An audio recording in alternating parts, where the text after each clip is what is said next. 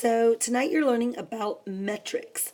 Metrics is just a fancy way of saying we're going to talk about everything from kilometers to milligrams to liters, things that you've heard of before, but they're really, really cool because they're all based on powers of 10. So for example, if I had 50 kilometers, that's the same thing as 50,000 meters. So those numbers look a lot alike, but one has more zeros and one has less zeros. That's it. So we have three base units that we talk about in chemistry all of the time. This does not stand for Major League Gaming. It stands for meters, liters, and grams. And so grams is what we use to measure mass. We used to call it weight. It's not politically correct because weight is dependent on gravity. Mass always stays the same. So we measure our mass in grams. In the United States, we measure it in pounds or tons or ounces. But in chemistry, we're going to use grams because it is scientifically better. Meters is what we use to measure length or distance. Out in the real world, we use things like inches and feet. We don't use those in chemistry. We use meters. And volume, we use liters. And it depends on if you're measuring something liquid down here or something solid. Depends on if you're going to use centimeters cubed, length times width times height, or use a graduated cylinder and just grab the milliliters. Out in everyday world, we use things like ounces and things like gallons. And so these are all things that you already know, but we are going to take you out of your little world and we are going to throw you into the chemistry world. Lucky you. So you've got a paper with all of these letters on top. We need to write down what these letters stand for. All of these prefixes, as we call them. Prefix is just the word that comes in front of our base unit, like meters, liters, grams. And so there are 12 of those. So the T, somewhere maybe on top of your letters, you have a little bit of space. Cram in the word tera. T-E-R-A. You might have heard of tera in computers, like terabytes. They're humongous hard drives that store incredible amounts of information. Then G stands for giga. You've definitely heard of gigabytes. It's just, again, a lot of information that we store on flash drives, hard drives, such things like that. The capital M, we've got M's everywhere today, so be patient. The capital M stands for mega. And maybe you've seen a billboard talking about the Texas Mega Millions. Well, we're going to get to what mega stands for, what it means in just a minute. And then you've got a capital K. I should have really made this a capital K. But this is kilo. And then we rarely ever use this little H guy, but his prefix is hecto. And then yours says a capital D, but I have seen it as a lowercase d-a. But your capital D stands for deca. And then we have B. B stands for base unit. That is anything without a prefix, like meters, like liters, like grams. It is a single letter.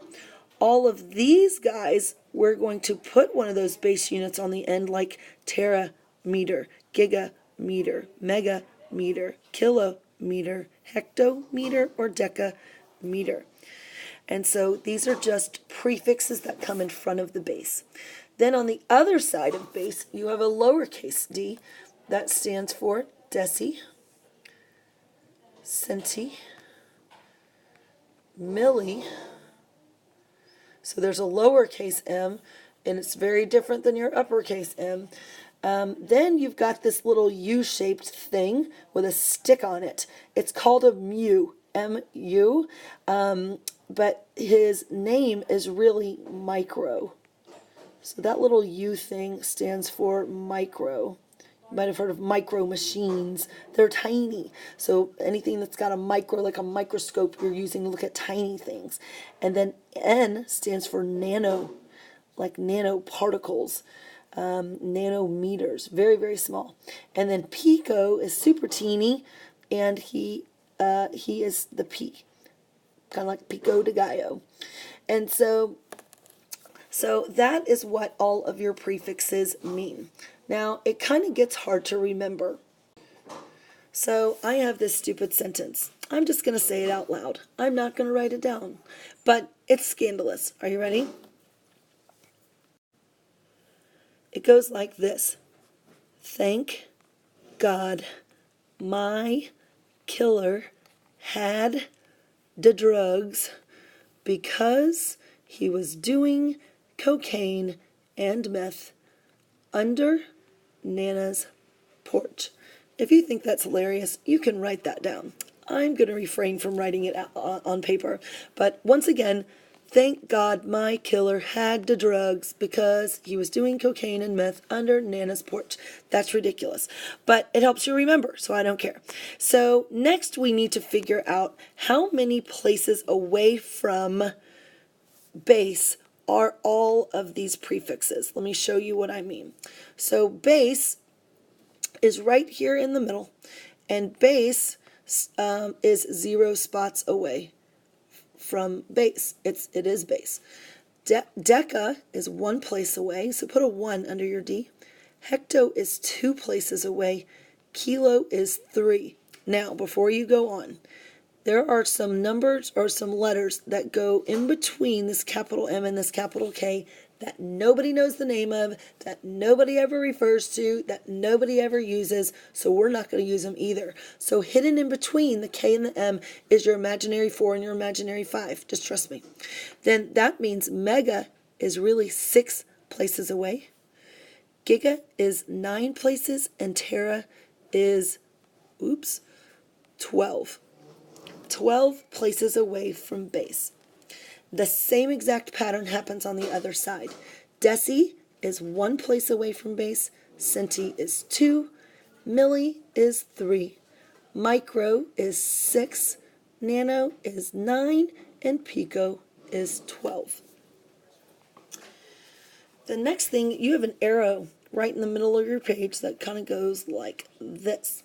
Here's what I need you to write on that arrow. Everything on the left side of base is considered a very, very big unit. It represents a large quantity of something. Everything on the right side of the arrow represents the small side of all of this, and these numbers represent something very, very tiny. So let me show you kind of sort of what these numbers really mean. Let me pick on Kilo. We use him a lot. All right. Kilo is 3 places away from base. So here's what you're going to do every single time. You're going to find the guy who's on the left, in this case, the kilo, and he's always going to get the number 1.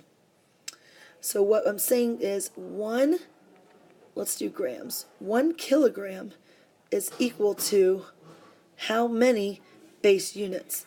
The base of kilogram is always the second letter. So gram. So I want to know how many grams are in that kilogram. So the guy on the right side over here, so base is on the right, is going to get 1 times 10 to the number of steps away. So since base we said was 3 steps away from kilo, grams is going to get 1 times 10 to the 3 grams. In English, what does that really mean? That means if you had a kilogram, imagine it probably being about the size and the weight of a brick. All right, that's a kilo. 1 kilogram is equal to a 1. That 3 represents 3 zeros from scientific notation, grams.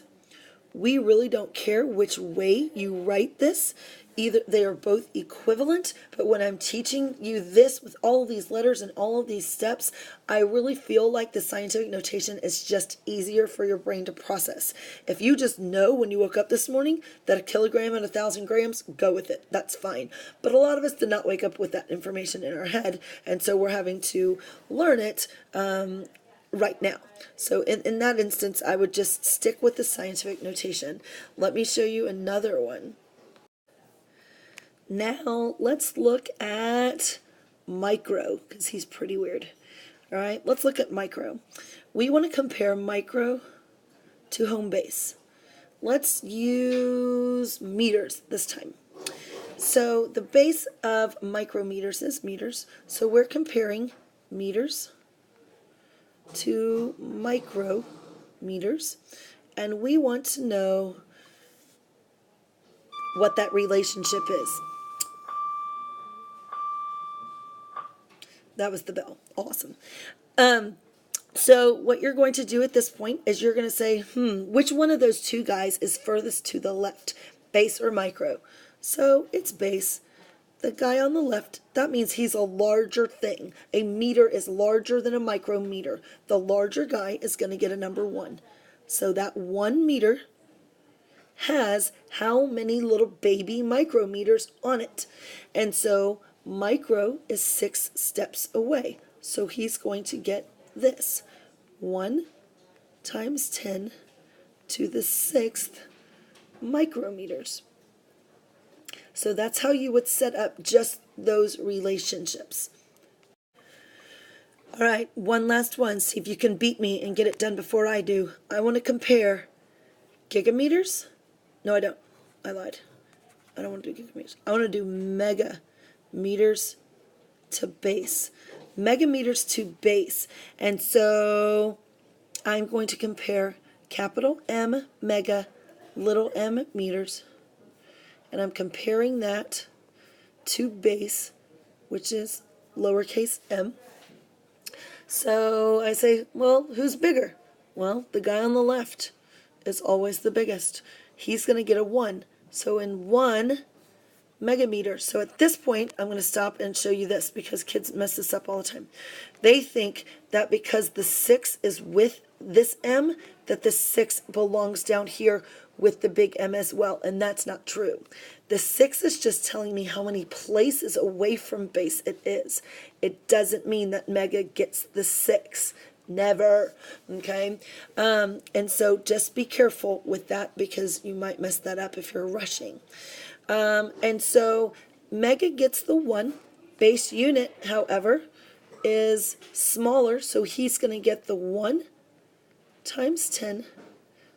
Now he's going to get the 6 since base is 6 places away from mega. So in real language, that means 1 megameter is equal to 1 with 6 zeros. And you should notice that's the number 1 million. And that's exactly why the state of Texas calls one of their lottery games the Texas Mega Million, because mega means the word million. So now you know. So let's do some example problems, shall we? So I'm going to do 2 examples with you, and then 2 of them you're going to do by yourself. So look at the second one that you've got on your page. It says 8.888 kiloliters, and we're going to draw a track. And they wanted liters in this one, so we know it's going to equal L. So then I find on my strand of letters up here, where am I starting? I'm starting here at K, and I'm going to liters when there's no L. When the letter is single, that means it's a base unit. So I'm right here. So I know I'm going from kilos, so I'm going to put my kilos down here, to liters, and I can do that in 1 step since it's a base unit. So then I have to ask myself the big question with the arrow. Which one of those values is on the left? It's kilo, because a kilo is bigger, a kiloliter is bigger than a liter. A kiloliter would be like, I don't know, a bathtub. And then a liter would be like a big water bottle. So very, very different. So 1 kilo, since the guy on the left gets the 1, and then the guy on the right gets 1 times 10 to the whatever. So liters is 1 times 10. How many steps away from kilo is he? He's 3 steps away. So we're going to put a third. Same thing as saying 1,000. So you're going to take your 8.888. You're going to multiply it by 1 times 10 to the third. Divide it by that imaginary 1. And your calculator should come out with an answer that looks like this. 8,888 liters. Shazam, all done. So that's a one-step problem when base unit is involved. Let me do the third example in your notes because it is a little strange. So we've got 4.50 times 10 to the third milligrams, and they want megagrams down here at the end. And so it's going to look a little bit different. So we're going to draw our track. We're at milligrams, so we're going to start at milligrams. But if you look up where we are, we're at the lowercase m for milli. You're not allowed to go from milli to mega in one step. Don't get in that habit. Wrong. What I want you to do instead is I want you to go from prefix over to home base, go say hi to mom, and then go over to your destination of mega. Always stop at base. And so we are going to go from milli to base. Who's on the left? Base. So base gets the 1. Who's on the right? Milli. So milli gets 1 times 10 to the third. Milligrams go away. I'm left with grams. I'm halfway done. I extend my track. Grams, diagonals down. We're going to megagrams, mg. So then I have to ask myself, who's bigger, grams or megagrams? Well, then I say, who's on the left? The one on the left gets the number 1. That's your mega. So mega gets the 1 because he's bigger. And then the guy on the right, which is base again, he is 6 steps away. So base unit is going to get 1 times 10 to the 6th. Grams cancels. And my answer comes out to 4.5 times 10. Oh, you can't see my point. To the negative 6th megagrams. So pretty small number. But that's how you do a 2-step one. Try to figure out the other 2 on your own. We will work through them in class when we see you tomorrow. Thanks, friends.